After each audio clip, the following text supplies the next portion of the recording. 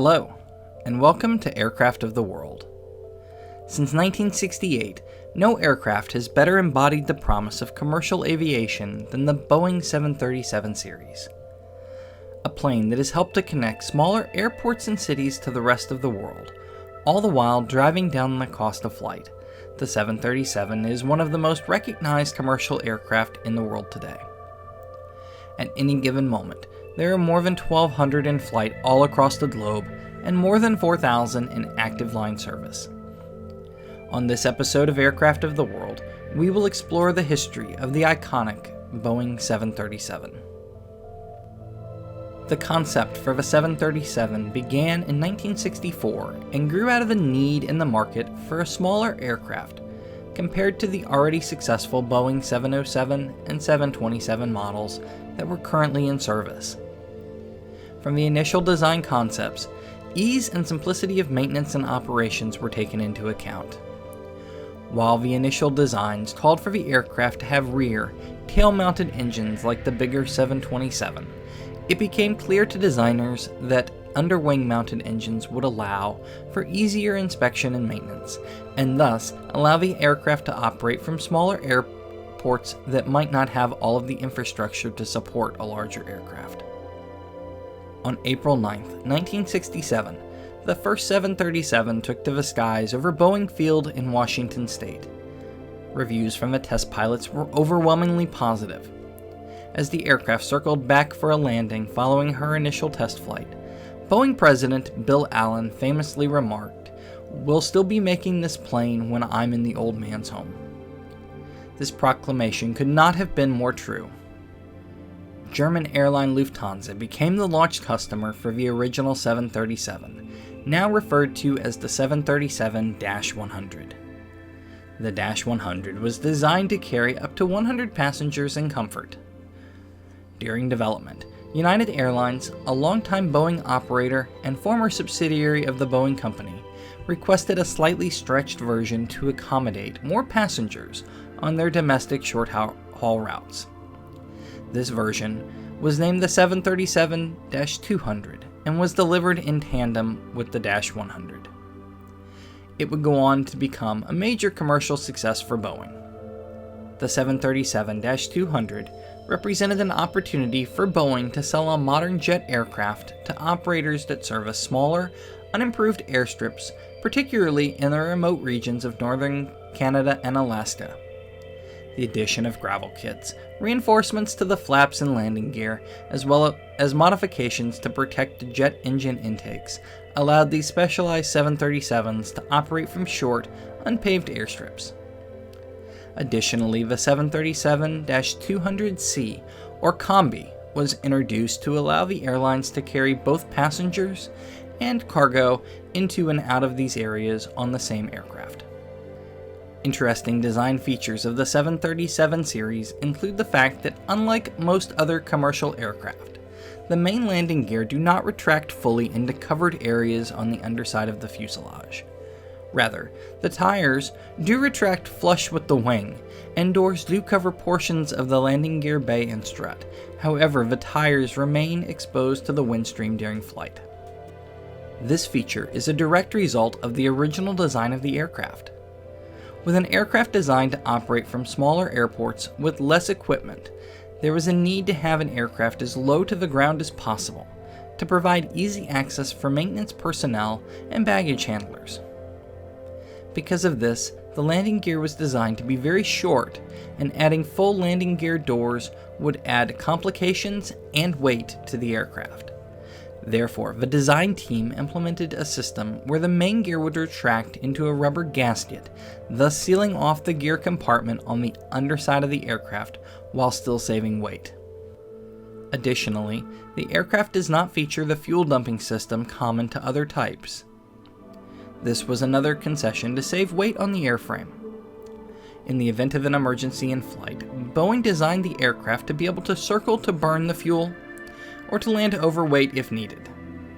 Seeing the success of the 737 in the market, in 1979, Boeing began a major upgrade to the 737 design, with the goal of increasing capacity and range, as well as incorporating improvements to bring the aircraft in line with modern technologies while retaining fleet commonality with the older 737 variants. Thus, in 1984, production began on what would come to be known as the Classic Series. Considering that a major point of improved efficiencies of jet aircraft stem from their engines, it is no surprise that the new 737s would feature new, high-bypass turbofans. These engines, however, posed an engineering problem. The original 737 design had used low-bypass engines, and the aircraft was located close to the ground. Therefore, adding larger engines in the underwing configuration while still maintaining ground clearance would prove to be a challenge. This is not the last time that the 737 design would face the problem. To accommodate the larger engines, the design team moved the location of the engines forward on the wing rather than under, while also introducing one of the most recognized design features, the hamster pouch engine inlet. These non-circular engine intakes are iconic to the 737 series. The first of the Classic Series, a brand new 737-300, was Boeing's 1001st 737 delivered. It first flew on February 24, 1984. Throughout the 1980s, versions were introduced, each stretching the fuselage a bit to accommodate more passengers, but still maintaining the same overall design. The 737-500 was introduced with Southwest Airlines on February 28, 1990, as a replacement for the venerable -200s. The Boeing company would keep the Classic Series in production until the last aircraft, a 737-400, was delivered in the year 2000. In all, 1,988 of the Classic Series were delivered to airlines around the globe. Seeing increased competition from European rival Airbus, Boeing once again began to look at redesigning the 737 for a third time in the mid-1990s. This third iteration would become known as the 737NG for Next Generation and would launch in commercial service with Southwest Airlines in December of 1997. The 737 Next Generation traded the older style cockpit gauges and dials for a new modern glass cockpit that was the standard in the industry at the time. The wing was completely redesigned and extended, allowing for longer maximum range, while improved and more efficient engines were added to the design as well.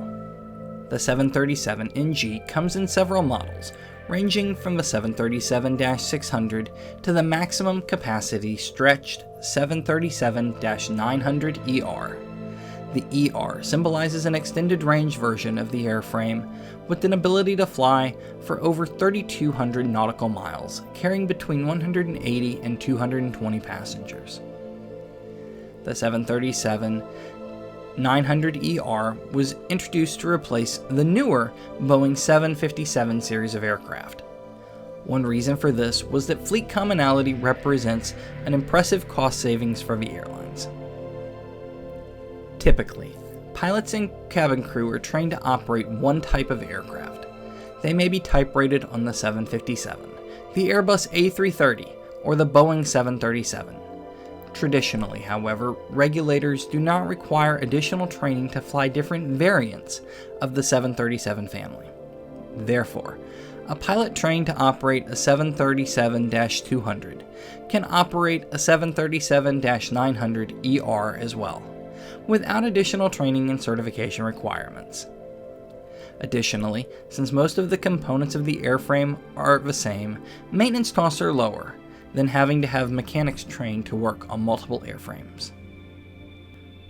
The 737NG represented a great value for airlines, allowing them to have their cake and eat it too, meaning they could operate a new, modern airliner without the need to retrain hundreds of pilots, cabin and ground crew members. Therefore, the 737NG are the most common of the series in service today, with more than 4,000 in line service around the world.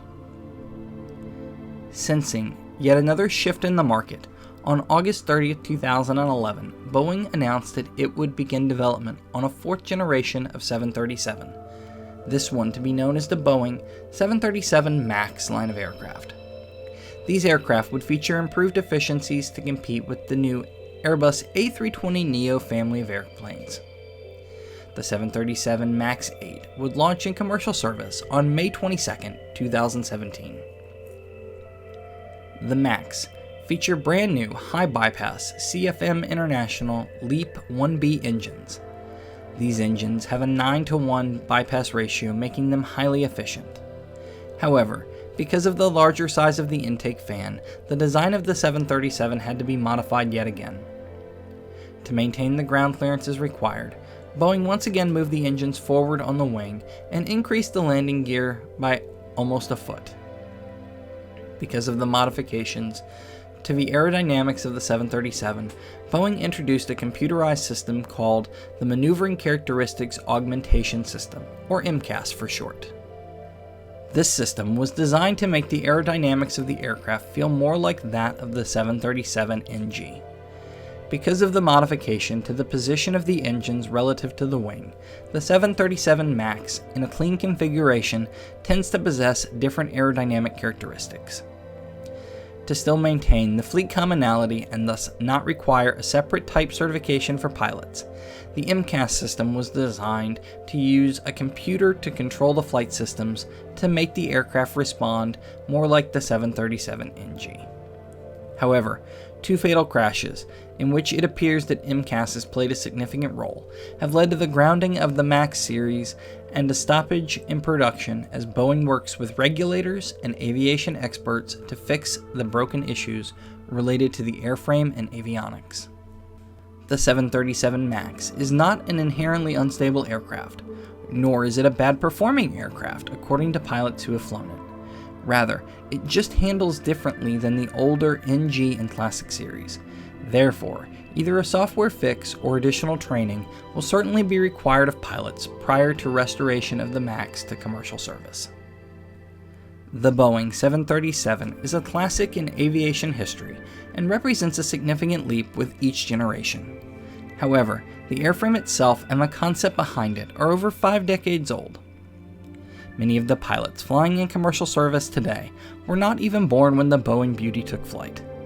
With the public engaged in the struggles of the MAX, and airlines applying pressure on Boeing to get a fix, it remains to be seen what the future of the type will hold.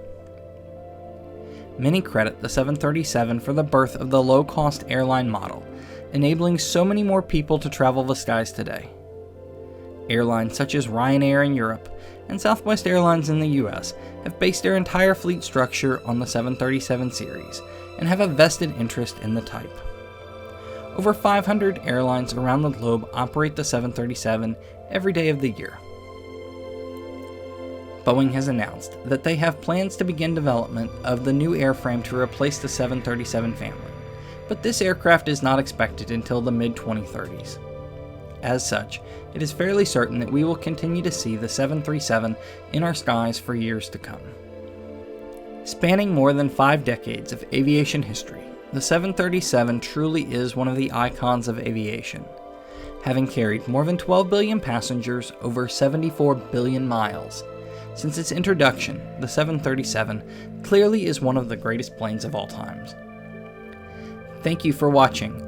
Don't forget to subscribe to keep up to date with our latest aircraft videos, and if there are any aircraft you would like us to cover, leave a comment down below.